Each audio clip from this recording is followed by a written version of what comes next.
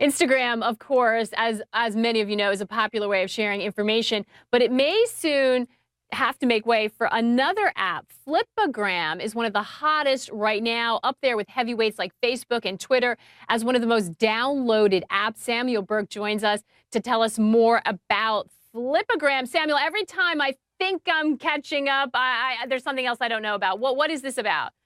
Yeah, Maggie, there are so many photo and video sharing apps out these days that it's really hard to stand out. But Flipagram, this application for Apple and for Android, has managed to do it by allowing you to share multiple photos at once on the app. So instead of just one moment like Jay Carney is sharing in those photos there at the White House, Flipagram allows you to kind of create a slideshow of photos and set music to it. So to give you an example, I kind of went and combined some photos from what it's like being Maggie Lake anchoring this show over the past few months, all the things that you've had to do. Let's take a look there and show you. And you can even set it to music. So there you were with Richard Davis, your producer. There's Tony Bennett and Maggie Lake.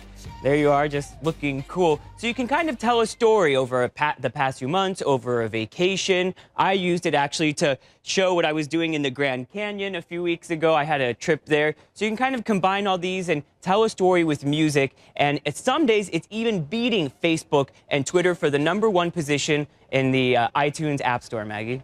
That's amazing. And this, look at you up in the helicopter. Now, this really speaks to, I think, the power of video is increasingly becoming so important, even in these sort of, quick sharing in the social media sphere. But Samuel, my question always to you is, sounds great, I want it, but how are they going to make money?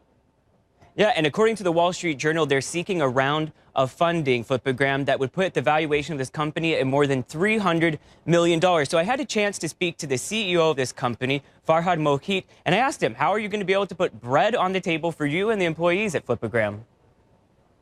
Well, if you think about what we do, we're letting people tell stories.